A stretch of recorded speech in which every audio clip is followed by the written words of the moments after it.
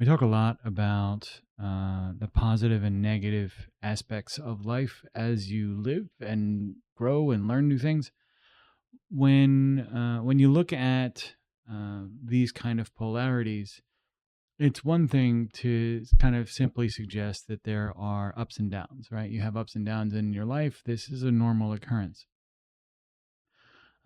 It's kind of a level two understanding to know that there is perhaps not just ups and downs, not just positives and negatives, but the fact that there is a potential causal relationship in these things. So the negative sort of times in your life create the foundation for positive times to emerge.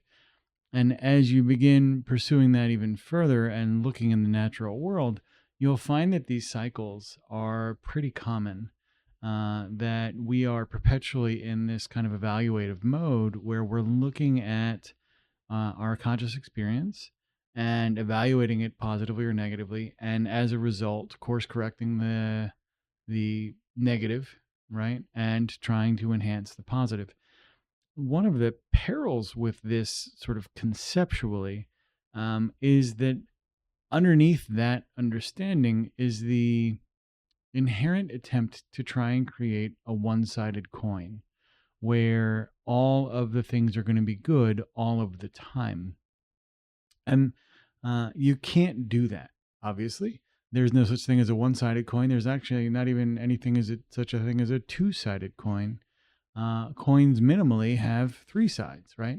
So when you kind of pursue that understanding a little bit further, you begin to realize that the mechanics of growth and development require all three sides of that coin, or all sorts of the interpretive analyses of the experiences of daily life.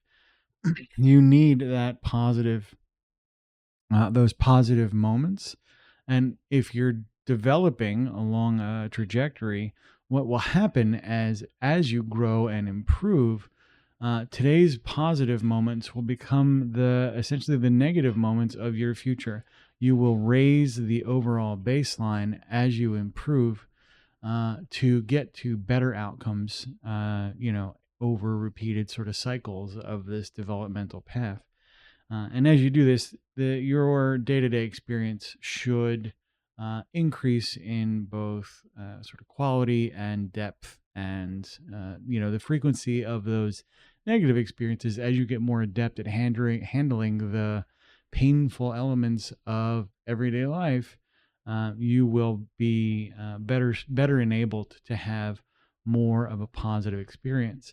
Additionally, when you start looking at what it means to have sort of the good life or a happy life, independent of kind of a moral definition of that, which I'll leave to you and your faith, when you look at the way it feels to live a good life, the emotional content of that, it's important to understand a little bit about how the dynamics of that works.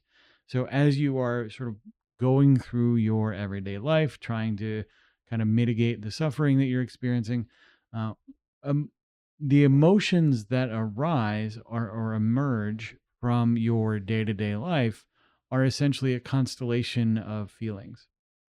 And those feelings, as they arise, will tend to cluster in certain sort of, let's say, domains or genres. One of those is we'll call happy. So this is the cluster of happy emotions. It's joy, it's wonder, it's delight, it's blah, blah, blah. You're going to have a cluster of potentially negative emotions when you're not having a happy time in your life. They may be fear, anxiety, doubt, uncertainty, anger, any of those kinds of expressions that arise in the moment and are a direct result of the way you're processing the suffering you're experiencing. So when you, or the pain you're experiencing more accurately, because suffering is a little bit different, but when you start working through these things and start trying to design a life that matters, it's going to be important for you to understand, at least structurally, kind of how these relationships are formed. And instead of perhaps running from the suffering, or even embracing the suffering as an opportunity for growth, understanding there's a cyclical nature to these things, you might find yourself designing your next adversity with intent so that you can create even better and stronger outcomes. And what does that look like? That looks like choosing to go through the adversity of perhaps a physical fitness regime or regimen, or the process of learning a new mechanical skill, or the process of learning a new intellectual skill or a language or things like that. So as you go through these, kind of like selectively choosing those adversities you're going to experience, you can selectively at the same time narrow the possible range of positive experiences to kind of put limits and parameters around what that experience might be like. And as you're working on constructing the quality life, understand that you have choices not just on the kind of pain that you expose yourself to, but also the range of the positive experiences that you're trying to create.